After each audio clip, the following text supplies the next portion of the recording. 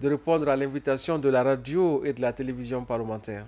Bonjour Très bien. à vous tous, bonjour aux millions de téléspectateurs qui sont en train de nous pratiquer. Et d'auditeurs qui nous suivent aussi à la radio. Également les auditeurs. Parce que nous sommes en synchronisation, effectivement, super. avec la radio parlementaire. C'est la question d'ailleurs que j'allais vous poser, c'est celle de savoir un peu vos impressions en venant, bien sûr, sur les installations de la télévision parlementaire. Ben, mes impressions sont très bonnes.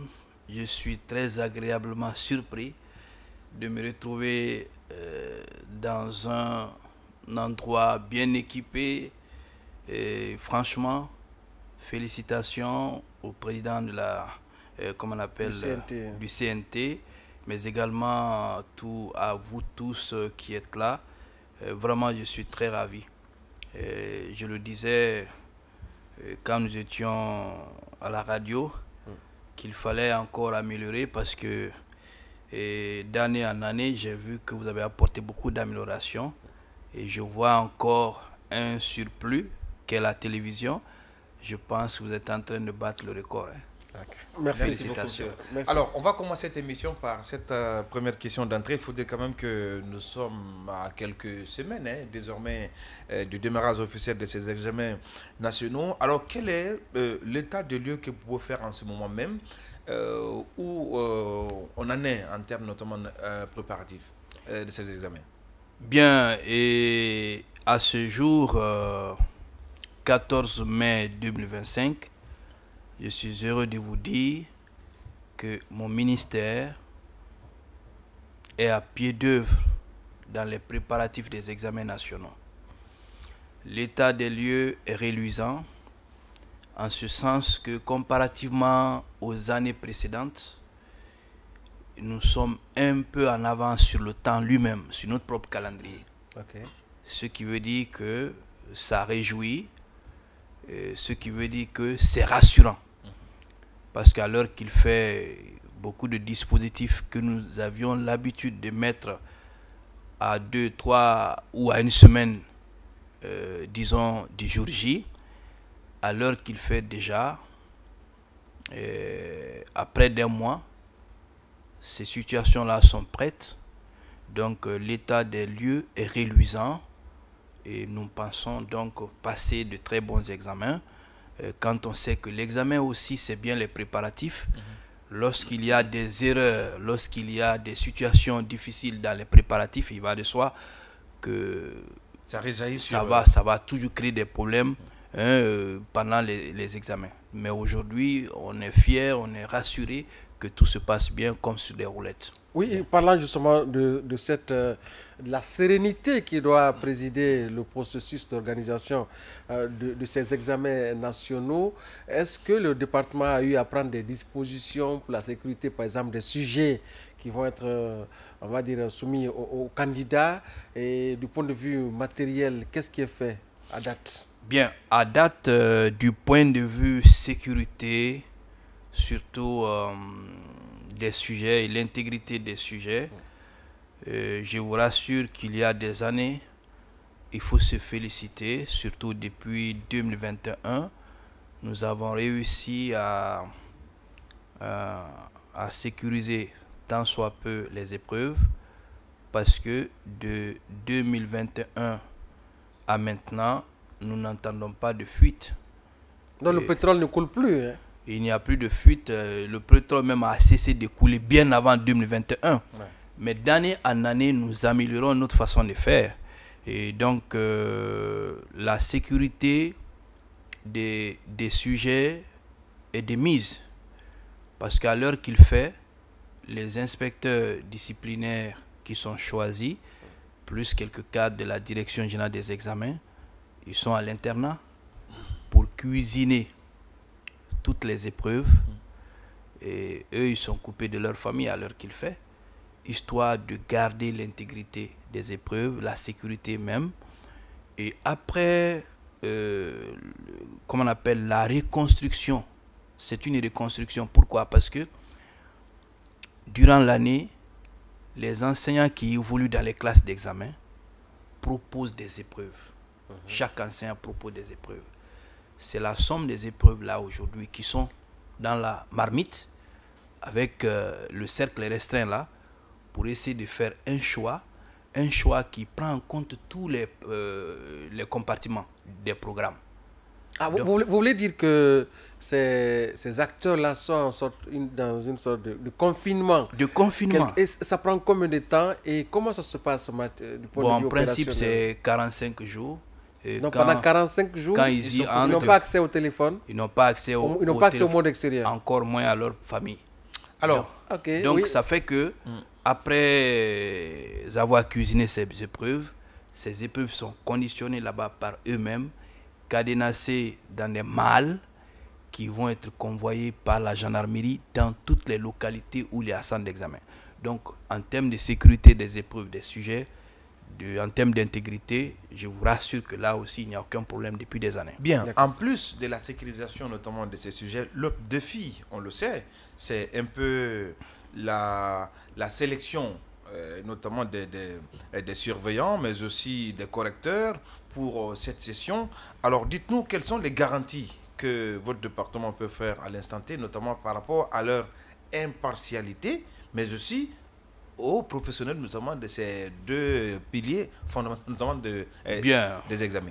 Sur ce point, je voudrais simplement que chaque année que Dieu fait, il y a les écoles qui proposent des surveillants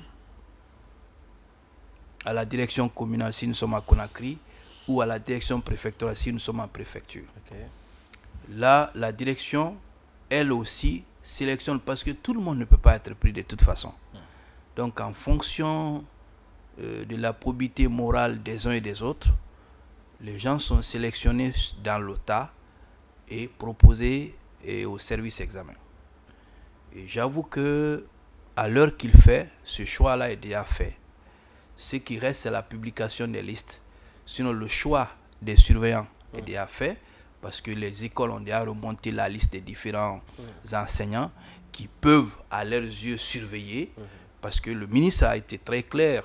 Il a dit qu'il responsabilise chacun dans ce qu'il fait. Alors, sur la question, je suis d'accord que le département donne la responsabilité aux écoles, mais de votre côté, en tant que ministère chargé notamment de l'organisation de ces examens, vous devez quand même prendre des mesures en termes de garantie de leur impartialité et même de leur professionnalisme. Qu'est-ce qui est fait dans ce sens? Parce que quand on vous envoie des listes, il faut quand même que le ministère puisse se rassurer, vous voulez dire, rassurer de leur impartialité. Pédagogiquement, je venais à ça. Oui. Une fois, comme c'est une étape, les écoles proposent et au niveau des directions communales préfectorales, ça tamise parce qu'il y a des principes. Des critères. Il y a des critères que les enseignants doivent respecter pour pouvoir être surveillants. Donc, une fois ces critères-là sont validés, c'est pourquoi les listes parviennent au service examen, qui à son tour regarde est-ce que les critères effectivement qui ont été édictés sont respectés à la base, et automatiquement la direction valide parce que la direction c'est elle qui gère les examens. Donc sur le plan comment on appelle professionnalisme également, et évidemment on ne prend pas de menuisier, on prend des enseignants qui sont rompus à la tâche. On ne prend pas des nouvelles figures ou des gens qui sont bleus dans l'enseignement parce qu'il faut avoir une certaine expérience. Un parcours pour pouvoir le faire. Parce que tout le monde peut... je prends l'exemple sur les chauffeurs. Tout le monde conduit. Moi, je conduis. Vous conduisez. Mais je ne suis pas un chauffeur. Donc, il y a tout le monde qui enseigne, mais il y a des bons enseignants.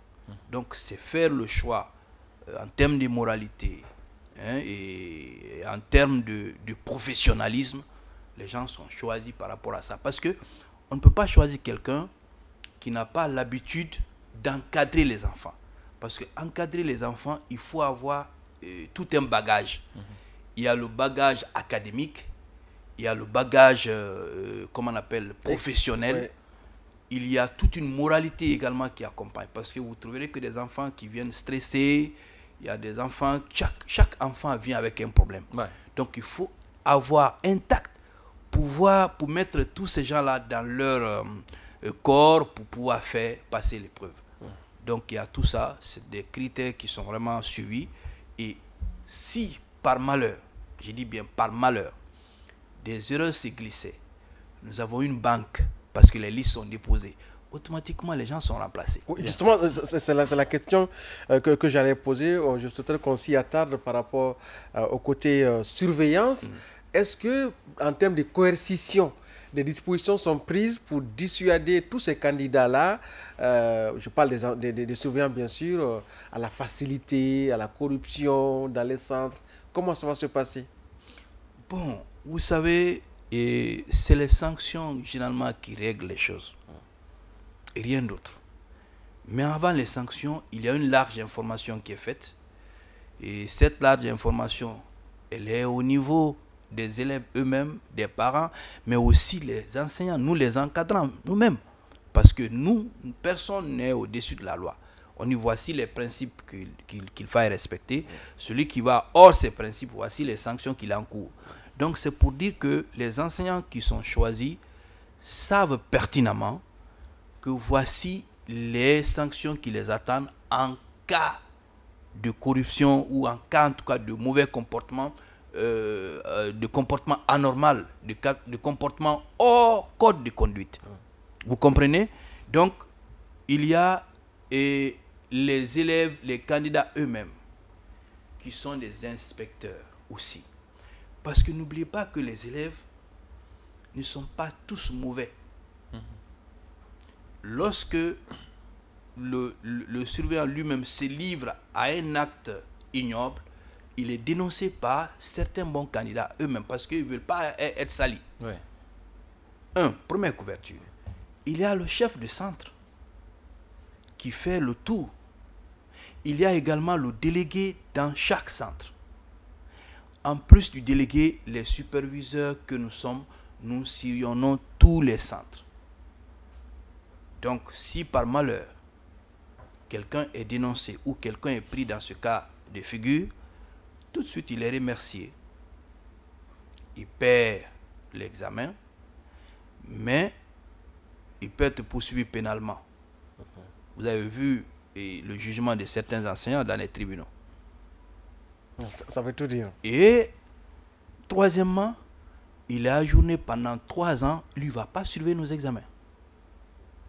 Donc, vu ces sanctions, personne, je dis bien personne, ne peut s'hasarder, en tout cas des personnes normales, mais évidemment, dans le tas, il y a des camarades, ils peuvent s'hasarder. Oui. De toute façon, les dispositifs sont là pour pouvoir mettre main sur tout ça. Alors, concernant l'organisation matérielle, aujourd'hui, en ce qui concerne notamment le déroulement dans l'identification et l'aménagement des centres, que ce soit à Conakry à l'intérieur du pays, on en est à quel niveau et comment est-ce que ces centres-là sont identifiés? Parce que parfois, il y a certains candidats qui se plaignent de la distance, d'autres. Alors, comment tout ça se passe aujourd'hui sur le terrain? La cartographie des centres. Bien avant et même l'acheminement du matériel, il y a ça aussi. Effectivement, on en viendra. Et avant d'arriver à la cartographie des centres, je voudrais achever la question précédente, le choix des correcteurs.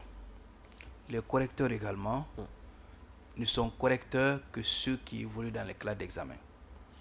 Chaque école envoie aussi la liste des enseignants qui tiennent des classes d'examen. Mais en fonction du besoin qu'il y a par rapport à la correction, quand les listes là aussi viennent, la direction, qu'elle soit communale ou préfectorale, elle aussi, elle trie, elle choisit le nombre qui est demandé par le service examen par rapport aux différentes disciplines. Et c'est ce qui est envoyé. Et vous savez d'ailleurs, ça à ce niveau, c'est très restreint parce que tous ceux qui tiennent des classes d'examen ont leur nom à l'inspection parce qu'ils sont suivis, très suivis. Les cours sont suivis, les programmes sont suivis. Est-ce que les programmes sont achevés? Est-ce que les programmes ont été bien enseignés? Donc là aussi, le choix est très judicieux. Mais vous savez, dans toute chose, la perfection elle est divine. Quand il y a des imperfections, nous les corrigeons aussi parce qu'on a une liste, une banque, comme je dis, d'enseignants, soit de surveillants ou de correcteurs. Maintenant, pour la question... Oui, mais par rapport aux correcteurs, parce que c'est un autre volet aussi qui est intéressant, est-ce qu'ils sont soumis aux mêmes conditions de confinement, entre guillemets, que ceux qui sont chargés de choisir les sujets Ceux qui feront les 45 jours. Non, c'est pas pareil. Parce que la correction, quand même, c'est aussi un autre enjeu.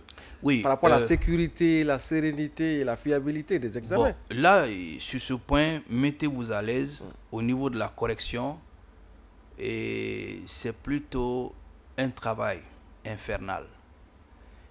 Le correcteur n'a aucun moyen d'être corrompu parce qu'il ne voit absolument rien. Il ne voit que la feuille qui est, qu'on lui partage le matin. Et cette feuille-là, il ne connaît ni le nom de la personne, ni son PV. Parce que c'est masqué. C'est un lot de feuilles, on vient, on le tend, on y corrige. Et ce qui est bien dans ça, c'est que dans cette correction aussi, il y a le chef de groupe qui contrôle.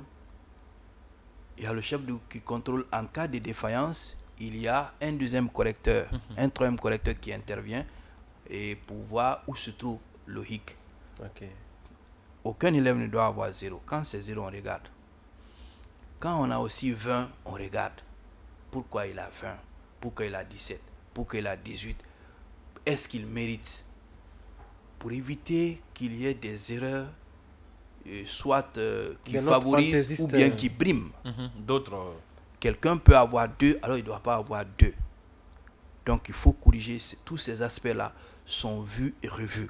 Ils ne sont pas à l'internat. La correction, c'est du matin de 8h à 17h. Parfois, il y en a, on peut même rester jusqu'à 18h si nous voulons gagner sur le temps. Sinon, après, les correcteurs rentrent. Les copies sont là, anonymées. Donc, il n'y a aucune crainte de corruption par rapport à ça. Et ce qui est là, c'est le travail. Parce que là, à ce niveau... Donc, vous voulez dire qu'il y a un comité restreint qui gère les PV, les notes? Oui, ça c'est fait. Un comité assermenté à ce niveau évidemment, aussi? Évidemment, ce comité fait le travail et bien avant. D'ailleurs, ce n'est pas un comité parce que c'est en classe, dans la salle d'examen, on masque par des stickers le PV. Ouais. L'enfant ne met pas de filiation, rien, parce que tout est informatisé. Oui. Il ne met que son PV. Dès qu'on clique sur son PV, c'est que toutes les informations apparaissent. Mais c'est ce PV-là qu'on masque. Par le passé, il y avait un comité qui gérait ça, mais on a gagné en temps avec la technologie. Oui. La technologie. Donc, on masque le PV et on va. C'est comme par le passé, les cartes de recharge des téléphonies. Oui. Il fallait gratter pour voir. Oui. Bon, c'est la même chose. Maintenant, pour voir le PV, il faut qu'on gratte désormais. Et quand c'est gratté, ça veut dire que cette feuille-là a été touchée, c'est automatiquement éliminé. Donc, vraiment, la sécurité est au top. Ça, c'est intéressant. Maintenant, aspect organisation matérielle sur le terrain. Choix des centres. Bien, pour le choix également des centres, si j'ai dit que nous sommes en avance dans le temps, sur notre propre calendrier, c'est que ces centres-là ont été choisis. Tous les centres ont été choisis, contrôlés par le service examen. Parce que le service examen est le chef d'opération. Comment ça se fait? Ce sont les directeurs qui choisissent les centres. Et ils remontent. Et une mission vient visiter ces centres si ces centres-là répondent aux normes. Et tout ça là est fait. C'est pourquoi les centres maintenant sont validés. Et sans oublier que, parce que vous avez dit quelque chose tout à l'heure, que les gens se plaignent de la distance de tel ou tel. Attention, nous sommes dans un examen national. Et cet examen national voudrait que tous les candidats aient la même chance d'admission, donc l'équité. Et de ce point de vue-là, les listes d'appel sont faites par ordre alphabétique. Les A vont se retrouver dans un même centre, les B, ainsi de suite. Mais c'est dans une même commune. Les listes sont communales et préfectorales. Quand je prends Kaloum, les candidats de Kaloum restent à Kaloum. Les candidats de Dixine restent à Dixine. Les candidats de Kankanville restent à Kankanville. Zérékoureville reste à Zérékoureville. Mais on ne va pas prendre un candidat de Zérékouré qui va aller composer à Bela ou à Lola, bien que Lola soit à 40 km. Non, par préfecture. Et nous sommes partis un peu loin. Par préfecture, là, ça c'est pour les plus grands. Le bac et le BEPC. Les tout petits, on a ramené encore par délégation scolaire. Et entendez par délégation scolaire la sous-préfecture, par exemple. Oui. Parce que dans chaque commune, il y a des sous-préfectures, comme dans une préfecture, non? Oui. Donc, les enfants aussi sont cadrés pour rester dans leur DSEE, dans leur délégation scolaire élémentaire. Ok. Donc, histoire de rapprocher plus les tout petits. Sinon, à je me leur rappelle centre. bien, à l'intérieur, très souvent, les sous-préfectures se retrouvaient se au déplacer. centre donc, Dans la de la préfecture Oui. pour composer. Mais aujourd'hui, on va garder les gens dans les Vous sous-préfectures. avez décentralisé davantage. Alors, Voilà. alors, il y a un autre constat qu'on n'a pas, bon, je ne sais pas si vous l'avez remarqué, mais en tout cas moi je ne l'ai pas remarqué. D'habitude, à l'orée des examens, on fait l'objet d'une sorte d'assommation en termes de communication, voilà, tolérance zéro, des sorties médiatiques.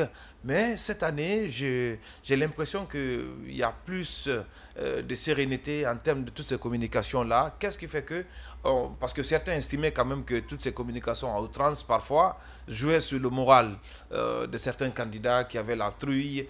Est-ce que c'est dû à ces constats-là ou bien qu'est-ce qui a fait que cette fois-ci, on n'a pas assisté à cette communication massive du ministère, Bien. en termes notamment de slogan zéro tolérance? Bien, de toute façon, la tolérance zéro est de mise. La rigueur est de mise au niveau des examens nationaux. Et peut-être, oui, il n'y a pas assez de communication, mais on communique aussi. Mais le ministre a dit que rien ne sert, comme vous le dites, à influencer négativement les candidats.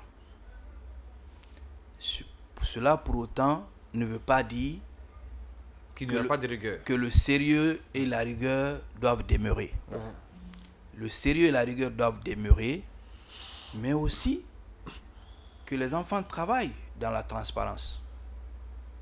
Donc, on n'effraie personne, on n'intimide personne, mais ce qui est évident, les examens partout, qu'il s'agisse de la Guinée ou d'ailleurs, c'est solennel. C'est comme des compétitions internationales. Ouais. Quand on dit par exemple la CAN, c'est solennel. Quoi qu'on dise, dès qu'on dit CAN, si votre pays est qualifié, le cœur va battre une fois au moins. Ouais. Si on est bon citoyen. Donc c'est la même chose quand on dit examen. Chacun pense que oui, son enfant est à l'examen, il faut qu'il le réussisse. L'enseignant qui a enseigné ses élèves souhaite que ses élèves soient admis. L'école Le directeur qui a une école veut que tous ses candidats soient admis. Ouais. Donc chacun a ses préoccupations. Oui. C'est pourquoi d'une manière ou de l'autre, le cœur va battre. Ouais. Tout à fait. Donc, c'est une peur bien c'est fondée. une peur fondée, Très mais bien. et en ce sens, nous allons dire que c'est le sérieux qui doit demeurer. Oui, nous sommes au Parlement, monsieur Diawara, peut-être si le temps nous le permet, on en parlera. Eh bien, la future constitution tient beaucoup à l'inclusivité, à l'inclusion, j'allais dire. Aujourd'hui, est-ce que des dispositions sont prises au niveau du département par rapport aux personnes porteuses de handicap pour l'intégrité, en tout cas la sérénité Justement. de ces examens-là pour cette catégorie sociale? Bien évidemment, c'est pourquoi nous organisons à l'orée de, en tout cas pendant chaque année avant les examens, nous organisons ce qu'on appelle, comment je voudrais, le mot m'échappe là, l'atelier préparatoire des examens. Ouais.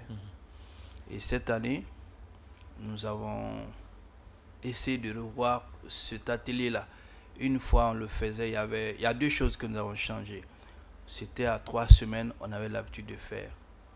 Et à 3 semaines, nous avons constaté avec les leçons tirées que toutes les recommandations qui sont souvent issues, faites pendant cet atelier, n'étaient pas mises en œuvre compte tenu du temps. C'est pourquoi cette année, on l'a fait 4 mois avant. Voilà Une des nouveautés, on va dire. une nouveauté qu'on a fait. Et deuxièmement, à l'intérieur de cet atelier-là, si par le passé, on avait fait une seule fois et à une même date, cette fois-ci, on a fait à 3 étapes, donc pendant 3 dates différentes. On a fait d'abord un atelier qui a été national. Et cet atelier national a regroupé les cadres du département, mais aussi tous les inspecteurs régionaux et leurs chargés d'examen, ici à Conakry. Nous avons fait des recommandations, on a tiré des leçons. Et la deuxième étape, chaque inspecteur est parti implémenter ça en région, dans sa région, en regroupant tous les directeurs préfectoraux, si on a Conakry, tous les directeurs communaux et leurs chargés d'examen et planification, pour véhiculer le même message et requérir les problèmes, en tout cas depuis la base. Troisième étape, chaque DPE est parti dans sa préfecture ou dans sa commune pour aller faire le même atelier, pour encore avoir des informations, diffuser aussi des informations, histoire de mettre tout le monde, du dernier enseignant au ministre, tout le monde dans le bain des informations, des examens, pour que personne ne soit lésé. Donc c'est pour dire que cette année, les choses se passent très bien. Et nous avons, pendant ces ateliers, on évoque les situations. La question que vous posez là, elle a été posée là à cet endroit. Okay. Et des dispositions ont été prises cette année. Tous ceux qui sont malvoyants, le directeur des services examens a déjà écrit à toutes les directions communales ou préfectorales que les malvoyants soient dans un même centre, parce qu'ils vont être pris sur les mêmes pieds d'égalité, parce qu'on va envoyer des enseignants qui savent faire le braille, et il faut donner à César ce qui appartient à César. Ouais. Il faut donner aux professionnels. Donc des professionnels vont être là pour les évaluer. Les handicapés physiques, les PV sont établis. Si un centre est un immeuble, donc un bâtiment à étage, tous les handicapés, même si l'intéressé est au troisième, instruction est donnée pour qu'ils composent au rez-de-chaussée. Qu'ils ne montent pas. C'est pour dire que les dispositions sont prises pour ces personnes-là. D'accord. Alors, Oui. l'autre constat qu'on avait fait des examens précédents, c'est un peu voilà, la gestion. Parfois, le ministère peut avoir la volonté en termes de mise en place de toutes les dispositions, mais en réalité, sur le terrain, on fait face à des surveillants corrompus qui parfois utilisent notamment WhatsApp et autres pour faire fuiter les sujets pendant même, alors que la commission fait toute la rigueur pour ne pas qu'il y ait fuite de sujets. Alors, pour cette année-là, est-ce qu'il y a des nouveaux défis particuliers auxquels le ministère devrait faire face pour l'organisation de ces examens de cette année? Bien, et des défis, il y en a toujours. Mais ce que je voudrais dire dorénavant, c'est qu'il faudrait que les gens fassent la différence entre ce qu'on appelle fraude et la fuite de sujets. Ouais. Voilà deux choses différentes. Mais en Guinée, les gens confondent tous les jours les deux. Oui, aidez-nous à comprendre. Alors. Très bien. Une fuite de sujet, c'est lorsque l'épreuve est connue avant son jour J. On dit que ça a fuité.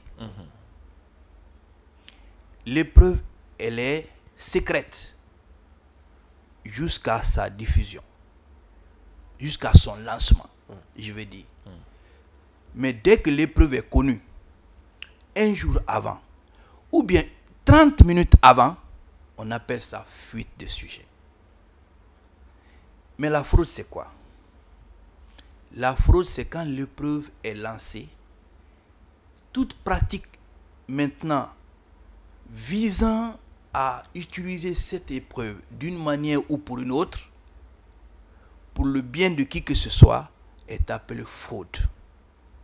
Donc, l'épreuve lancée, photographiée, envoyée sur WhatsApp, ce n'est pas une fuite, ça, c'est une fraude. Oui. C'est un vol.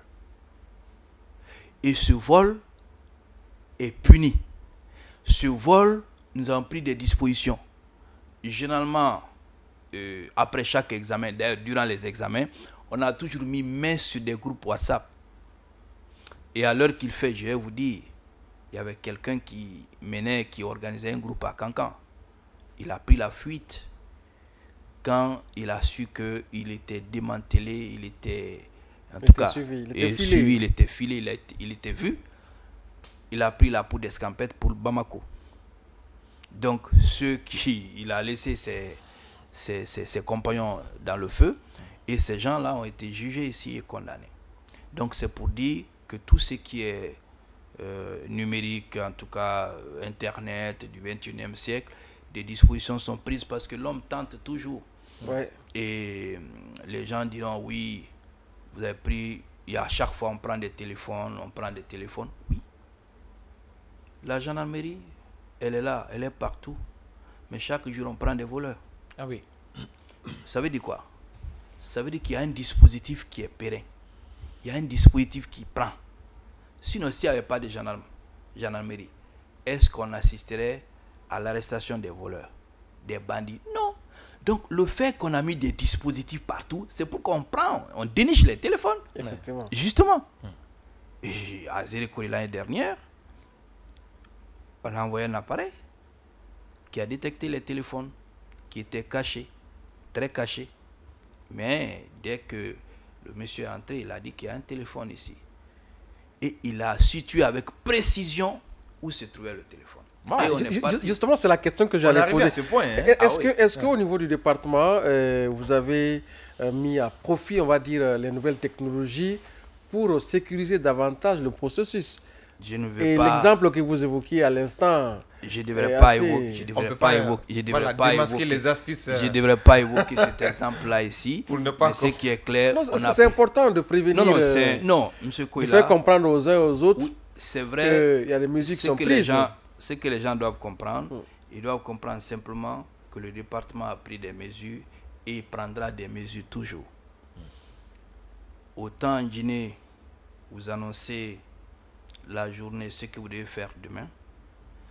La même nuit, on défait tout ce que vous avez fait la journée. Donc, pour ne pas que vous puissiez retrouver le chemin. Bien. Donc, les dispositifs techniques et autres, je me préserve de dire. Bien. Mais ce qui est évident, c'est qu'on rassure les parents que nous souhaitons que les meilleurs réussissent. Parce que c'est une évaluation. Ouais. Que tout le monde, chaque candidat, ait la même chance que son ami d'être admis à l'examen, pourvu que chacun travaille. Mais que personne ne se compte sur un document ou en tout cas un téléphone ou bien un groupe WhatsApp, parce qu'ils vont démanteler tout ce qu'ils mettent dedans. Ils sont assis, ça tombe chez nous, nous on regarde. Vous avez vu, ils sont piégés, mais ils ne savent pas. Alors, en plus notamment des personnes porteuses d'handicap, il y a aussi cette autre catégorie, notamment des candidats qui parfois font l'objet de beaucoup de des crises au sein des centres. Un peu, c'est la question du port du voile lors des examens nationaux. Aujourd'hui, quelle est la position du département sur ces sujets? Bon, et il faut relativiser ça parce que c'est pas chaque fois les gens font des crises. Évidemment, c'est un examen. Et l'examen, pour le moment, nous avons en vue d'organiser des sessions après le premier examen.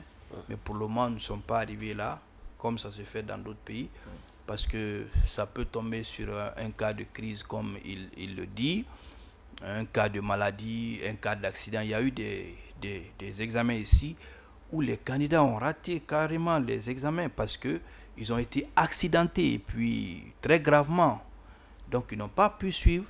Il y a des filles ou des dames candidates qui accouchent mais qui ne peuvent plus continuer. Ouais. Donc de telles situations, nous allons prendre des dispositions. Mais ce qui est évident, toutes les dispositions sont prises parce que ce sont les principes qui sont édictés, disons, dans les règlements généraux. Le port du voile est formellement interdit. Mais il y a des situations. Le voile intégral, vous voulez dire? Le voile intégral, parce que le voile intégral ne permet pas de voir le visage de quelqu'un, d'identifier quelqu'un, ouais. Alors qu'il faut identifier la personne avant que la personne entre. C'est pourquoi on a fait des cartes spéciales à l'examen. Et ces cartes spéciales à examen sont données aux candidats réels qui ont été inscrits électroniquement. Donc que personne ne puisse se cacher derrière un voile pour faire du mal. Et on voit d'ailleurs que certains le font. Donc des dispositions quand même sont prises pour que les enseignants, les surveillants, le délégué, il y a des fouilles corporelles qui se font régulièrement. Il y a des fouilles, ça se fait. Avant d'entrer dans la salle, vous êtes fouillé hermétiquement. Vous êtes fouillé parce qu'il y a des gens qui cachent des téléphones dans leur foulard, il y a des gens qui cachent des téléphones dans leur culotte et autres, mais on les fouille quand même, c'est pour qu'il y a des détecteurs de métaux, et voilà. Oui, alors par rapport justement à l'organisation de ces examens-là, nous sommes à quelques jours, disons, de ces épreuves. Quel message aujourd'hui avez-vous et pour les parents d'élèves, mais surtout les candidats? Bien, et le message que j'ai fondamentalement pour les candidats eux-mêmes, vous êtes guinéens comme moi, il y a eu des années ici, il y a eu 2 résultats dans les années 90. Pour ceux qui sont vieux. Dans les années 90, il y avait 2 résultats de bac. Ça a décrédibilisé les diplômes à l'international. Donc, aux élèves, je leur dis que nous sommes en compétition internationale. Cette compétition internationale, c'est pour que nos diplômes équivalent ceux d'ailleurs. Que quand quelqu'un a le bac en Guinée, dès qu'il sort, qu'il parte en licence. Ouais. Mais qu'on ne dise pas que non, il a le bac guinéen, lui ne doit pas être en licence, il faut qu'il reprenne le bac là-bas, ou il fasse un concours. Quand quelqu'un a le BEPC en Guinée, qu'il soit 11e année ailleurs, ou en seconde, comme certains le disent. Oui, oui. Mais qu'on ne stigmatise pas le diplôme guinéen. Et ça, c'est grâce aux élèves eux-mêmes. Quand l'élève accepte que son diplôme soit respecté, l'élève se refuse de créer des situations inconfortables qui pourront décrédibiliser le diplôme. Donc, les interdits qui sont donnés, c'est très simple. Il n'y a pas de documentation. Il n'y a pas d'objet tranchant. Il n'y a pas de téléphone formellement interdit, d'objets électroniques. Voilà ceux qui sont interdits.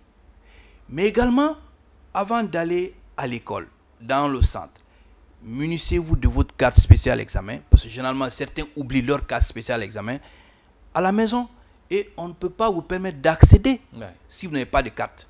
Donc, il faut disposer par divers de vous, vos différentes cartes, mais également une boîte mathématicale dans laquelle vous avez tous les outils plus 2 bics. En cas de panne, pour éviter les stress, en cas de panne d'un bic, vous prenez le second bic. Mais si vous venez avec un bic que le bic ne donne pas et personne n'a un autre bic à vous passer, c'est un problème. Donc voici grosso modo ce que je conseillerais aux candidats, parce que quand quelqu'un est pris pour une fraude, il y a 2 choses, ou 3 même. La première chose, vous perdez votre examen. Et la deuxième chose, vous êtes poursuivable pénalement. Et la troisième, vous pouvez être ajourné pour l'examen l'année à venir. C'est que vous ne serez pas candidat sauf l'année prochaine. Donc, de telles situations, vous devez les éviter parce qu'on peut rater une matière et avoir son examen. Ah oui. Mais si on dit que la matière dans laquelle nous n'avons pas de notion, on ne connaît pas le sujet, on veut coûte que coûte passer par tous les moyens pour frauder. Vous risquez de perdre toutes les autres épreuves. Donc, ça, c'est aux candidats. Aux parents, c'est d'accompagner l'école. Tous les interdits qui sont en train d'être glanés là, les parents, ils sont vraiment les principaux acteurs. Qui donnent les téléphones? Ce sont les parents qui donnent les téléphones. Donc les parents doivent fouiller les enfants d'abord à la maison, les retirer tous les objets qui sont interdits, mais vérifier que l'enfant a sa carte spéciale par devers lui. Lorsque le parent suit l'enfant, il n'y a pas de raison que l'enfant soit sur le droit chemin, il n'y a pas de raison que l'enfant soit admis. Mais quand le parent démissionne, rare d'enfants, sauf des enfants qui sont vraiment consciencieux, réussissent. Donc en tout cas, nous comptons sur les parents pour que ces examens-là puissent réussir, parce que quand les diplômes sont salis, vous ne sortirez pas de la Guinée. Quand vous sortirez, ce n'est pas bon. Donc nous avons ce besoin-là, que nos examens soient crédibles, pour que les diplômes guinéens soient crédibles, pour que mondialement, en compétition avec les autres pays, on puisse lever la tête aux encadreurs, aux enseignants, aux encadrants, tout le monde. Il s'agit d'une évaluation des élèves, mais pas seulement les élèves. C'est nous-mêmes. Lorsque les enfants n'ont pas de niveau, il faut qu'on ait le courage de situer la responsabilité pour élever le niveau. Mais si nous laissons passer tout le monde, demain après-demain, ces enfants n'auront pas d'avenir. Parce que pour accéder à un emploi, on parle d'un test. Pour accéder à quoi que ce soit, on parle d'un test. Mais celui qui fait le test n'a pas de niveau. Comment voulez-vous que ce dernier soit admis au test? Il ne peut pas. Donc, nous devons prendre notre responsabilité en essayant d'être équitable au niveau de tous les candidats, mais les accompagner sur le droit chemin, mais pas dans le cadre de la fraude. Quand quelqu'un est pris également dans ce cas de figure, un enseignant, vous le connaissez, on vous a diffusé ces sanctions. Ces sanctions sont très simples. Vous êtes éliminé dans l'examen. Deuxièmement, vous êtes poursuivi pénalement. Et troisièmement, pendant 3 ans, vous ne serez pas dans notre processus d'examen. Donc, encore une fois, le ministre a dit, Jean-Paul s'est dit, qu'il responsabilise tout le monde. Chacun doit jouer pleinement son rôle. Il n'influence personne. Mais chacun doit répondre à son acte. Donc, les parents, tout le monde, les élèves, les enseignants que nous sommes, voilà les examens nationaux. C'est pour une vision, c'est pour que la Guinée aussi soit un pays qui est accessible, un pays où les gens viennent pour dire oui, il faut que je vienne en Guinée parce que c'est bon, les examens se passent bien, oui, l'éducation se porte bien. L'éducation est le socle d'une nation. Très bien, l'éducation est le socle d'une nation. Voilà donc les mots de la fin.